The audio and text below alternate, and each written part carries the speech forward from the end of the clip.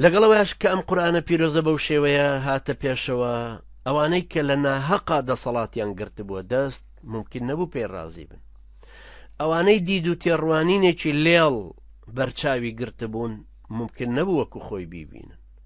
ئەوانەی فێری لەزەتی ژیان بووبوون و هەمویان بە حرامی کەوتبوونە ناوی ممکن نەبوو ڕێبدەن ئەم ئیسلامە لێیان بگرێت.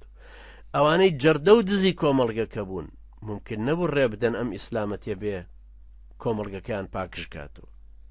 لەگەڵەوەشا کە قوڕیش لەبەر هەڵستی قورئانەکە و ڕوبەڕووبوونەوەیان دەسەوسان کەوت، لەگەڵەوەشا کە دڵنیا بوون لە ڕازگۆی و دەسوچی پێغەمبەری نازدار عەلەیهی سەڵات وسەلام، کەچی هەر سەرسەختانە و کەل لە ڕقانە بەرەنگاری بوونەوە. هەر بەغیلی ئەویان پێبر کە چۆن ئەم هەڵبژاردنە خواییە، ئەم پلە و ڕێزە بە نرخە چۆن بۆ دەوڵەمەند و دەسەڵاتدارەکانی ئەوان و بلیمەت و ناودارانی ئەوان نەبووە. خوای گەورە دەربارەی ئەم هەڵوێستەیان بوو کە فەرمووی: وجحدوا بها واستيقنتها أنفسهم ظلما وعلوا. لناخي دڵ و دەرونیانەوە قەناعەتیان پێی هەبوو، ئەیانزانی پێغەمبەرایەتیە ڕاستە، کەچی لەبەر زاڵمێتی و لوودبەرزی خۆیان هەر نکوڵیان سەرزارەکی لێ کرد. یانە فەرمێ: وقالوا لولا أنزل هذا القرآن على رجل من القريتين عظيم. ئەرێبا ئەم قورئانە بۆ پیاو ماقوڵێکی گەورەی ئەم دوو شارە بەهاتایەتە خوارەوە مەککە و مەدینە. بۆچی بۆ ئەم محەممەدەکەوا بوو هاتوتە خوارەوە؟ چکەوان نازانن کە ئەم پەیامە هی خوایە. خوای گەورەژە فەرمێ: والله يعلم والله أعلم حيث يجعل رسالته. خوا زانایە، خوا زاناترە، خوا ئەزانێ ئەم قورئانە ئەخاتە چۆ لەکوێدایەنێ، ئەم پەیامەی خۆی بەچێ بەخشی. بەرەنگاربوونەوەی قوڕیش چەندین شێوازی لە نێوانی تەمەعبەرنان و هەڕەشە و گوڕەشەیە گرتەبەر. لەلایەکە و گاڵتە پێکردن و جنێودان، ئەشکەنجەدانی بێدەسەڵاتەکان کە ئیمانیان هێنابوو ڕۆژ بە ڕۆژ لە برەودا بوو زیادیە کرد. لەلایەکی تریشەوە تین و فشاری قوڕیش لەسەر خودی پێغەمبەر عەلەیهی سەڵات وسەلام لەگەڵ ئەو هەموو بە ئارامیە یا زیادیە کرد.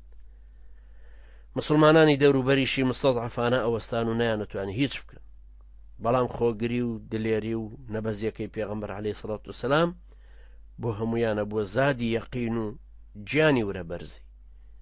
تا ئەو زمانەی هەلی کۆچکردن بۆ حەبەشە ڕەخسە. ئەوی کۆچی کردی و قوڕیش هەرچەندی کرد نەیتوانی بیان هێنێتەوە. ئەوانی تر کە مابوونەوە ئەبوو بە دزیەوە لە ماڵی ئەرقەمی کوڕی ئەبیل ئەرقەمی مەخزومی کە گەنجێکی مناڵکار بوو لێو کۆبوونایەتەوە لە سەفا، کە ئێستا بڵێن 20 دقە لە مرکزی شارەوە ئەو کاتە دوور بووە. اینجا کە عومەری کوڕی خەتاب و حەمزەی کوڕی عەبدولموطەلیب مامی پێغەمبەر عەلەیهی سەڵات وسەلام مسلمان بوون، پارسەنگی هاوکێشەکەی گۆڕا و ئەم جارە بانگەوازەکەی بردە قۆناغێکی ترەوە. اینجا ساڵانی توولانی گەمار و دەسی پێکرد کە لە شیعابی بەنی تالیبا بوون، لە دۆڵەکانی بەنی تالیب. پێغەمبەر صلی الله علیه وسلم و یاوەرانی 3 دانە ساڵی ڕەبەق لە شی و دۆڵەکانی ئەبوو تالیبا وەستان و گەمار و دران. لە ساڵێکیان نابوو کە پاڵپشتانی پێغەمبەر عەلەیهی سەڵات وسەلام و مسلمانان خەدیجە خان و ئەبوو تالیبی مامی کۆچی دواییان کرد لە 1 ساڵە. لەو کاتی میحنەتەیە کە مسلمانان لە دۆڵەکانی ئەبوو تالیبا گەڵای داریانە خوارد و سەحابا فەرمێ ئەوەی دامانە نایە و عەیب نەبێ پیسایی وەکو پشقلی بزن وابوو. کراسەکەی فاتیمە ڕەزای خوای لێبێ 13 پینەی گەڵای دار خورمای پێوە بوو. ئەوەندەی تریتر ئەشکەنجە و ئازار لەسەر مسلمانان زیادی کرد بە مردنی ئەبوو تالیب کە پاڵپشتێکی گەورەی بوو، خەڵک شەرمی لێ کرد و لە دەسەڵاتیە ترسا. ئەنجا پێغەمبەر عەلەیهی سەڵات وسەلام هیوای لایەنگەر پەیداکردن بۆی دروست بوو بەو کە بە بانگەوازەکەیەوە ڕوو بکاتە شوێنانی تر، بڕوا بزانێت چێ مناسەرێکە لەم تیرە و هۆزانەی عەرەب. ڕووی کردە تایف. هەروەها ساڵانە لە کاتی حەجە عەرەبەکان کە هاتن بۆ مەکە، پێغەمبەر صلی الله علیه وسلم هەوڵێدا کاتێک دیاریکا لەگەڵیانە و یەکتری ببینن و بانگەوازەکەی خۆیان بخاتە پێشچاو و بانگهێشتیان کابۆی، ئاوا تا ماوەیەکی دوور هەر بەو ئارامیەوە خۆی گرت و ئەم بانگەوازە خوایەی لەو بارودۆخە قورسەیە هەر بڵاوە کردەوە. کەسی وا بە دەنگەوە نەهاتن لە مودەی ئەو ماوە زۆرەیە.